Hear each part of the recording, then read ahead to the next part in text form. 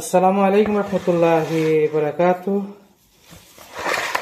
আজকে আমি মাছ ভাজি করব।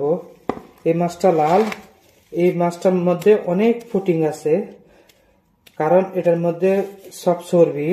এই মাছটা 1 কেজি মাছের মূল্য সৌদি আরবে 55 থেকে 60, নিচে 55, ওর উপরে যাবে না, কারণ 55 রিয়ালে 1 কেজি মাছ। কিন্তু খাওয়া কিন্তু সবার দ্বারা সম্ভব না। আলহামদুলিল্লাহ বহুত খেয়েছি সৌদি আরব আইসা, কারণ আমি যাদের সাথে কাজ করি ওরা এই সমস্ত মাছ ছাড়া খায় না। এর মাছের মধ্যে কাটা কম। আমার আগে কিভাবে প্রসেসিং করা হয়েছে মাছটারে, কিভাবে ভাজি করতে হয়, কিন্তু আমার পুরানা ভিডিও আছে, ভিতরে দেখবেন। কিন্তু আজকে এটারে কিভাবে ভাজি করব দেখবেন। আমি এই যে হালকা মশলা দিয়েছি, হালকা, অতি বেশি মশলা দেওয়া যাবে না, হালকা, কারণ আরবিয়ানরা বেশি মশলা পছন্দ করে না, আমাদের বাংলাদেশের মতন।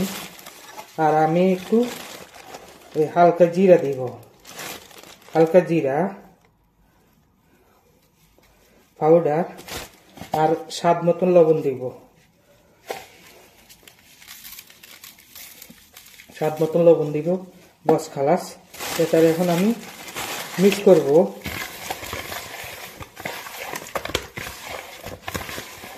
করব। এটার ভিতরে অনেক তেল চর্বি আছে, কিন্তু আমি এটার মধ্যে হালকা জয়তুনের তেল দিব, অলিভ অয়েল।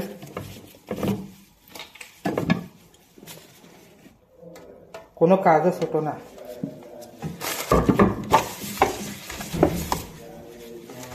এই যে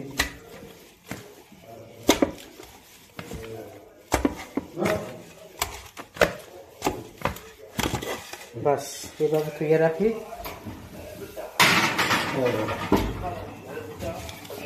এই অবস্থা। মনে রাখবেন, কোনো কাজই ছোট না। প্রবাসের মাটিতে যদি কাজটা ছোট মনে করেন তা আপনি আগাইতে পারবেন না, কারণ কাম হয়েছে আমাদের কিভাবে টাকা কামাতে হবে, এটাই বাস্তব জিনিস। মানুষ টাকার জন্য প্রবাসে আসে, ঘুমায় থাকলে হবে না। এই যে আমার প্রসেসিং কাজ করা শেষ, এখন মেশিনে দিব, কারণ মেশিনে দেওয়ার পরে কি অবস্থা হয় দেখবেন। আলহামদুলিল্লাহ, একদম এটা কোনো বাজি হবে না আগুনের উপরে, এটা আগুনের হিটে এটা হয়ে যাবে, এই অবস্থা। আর দ্বিতীয় হলো সাগরের মাছ। এই মাছটা আসে ইউরোপ দেশ থেকে, এটা কোনো আরব কান্ট্রির দেশে জন্ম হয় না।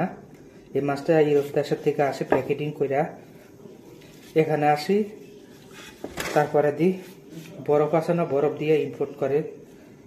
আমাদের দেশে যে ইলিশ মাছগুলি আসে না সাগরের থেকে, যে বরফ দেয় ওই বরফের মতনে দিয়ে আসে, কারণ ফ্রিজের না, 10 দিন বা 20 দিনের ভিতরে চলে আসে। কারণ এই মাছে খেলে আপনার কোনো শরীরের ভিতরে এফেক্ট করবে না।